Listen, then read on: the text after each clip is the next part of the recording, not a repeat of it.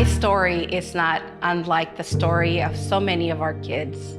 My father had a problem with alcohol. He left for work and never came back.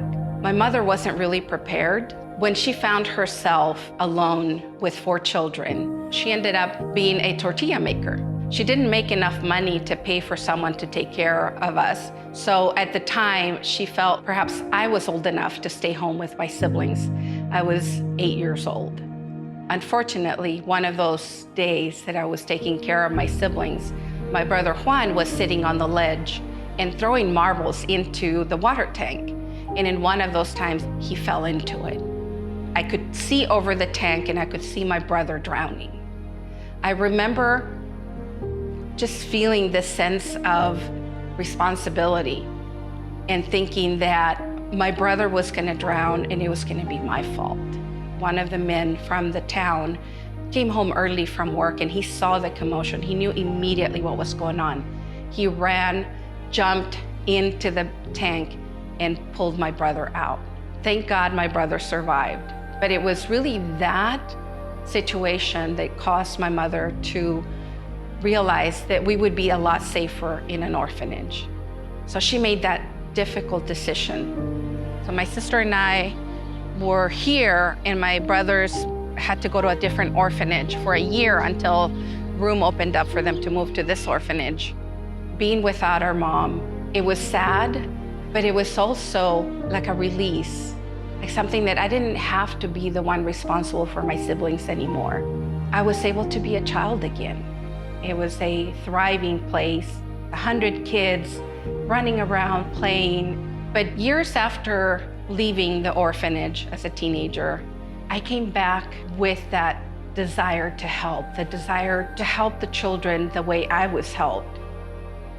At that time, the place was a shadow of the place that it was. The orphanage had only about 30 kids and they could barely feed the kids that they had. And so I remember asking the director, what can I do to help? And what he said was, you can help us bring sponsors. The place looked more like an institution before with all the white buildings. Now everything's been redone, repainted. I started to learn that people were waiting for something to do, a place where they could make a difference. And what I was giving them was the gift of purpose.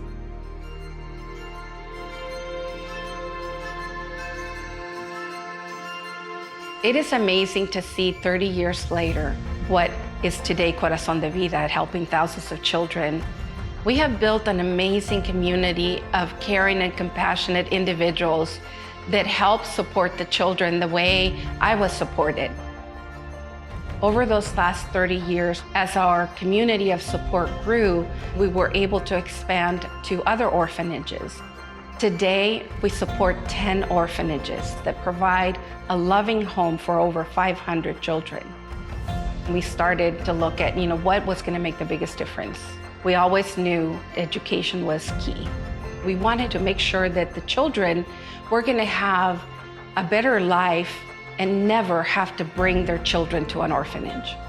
So we started our continuing education program, and we have kids that are in careers such as psychology, education, law, business.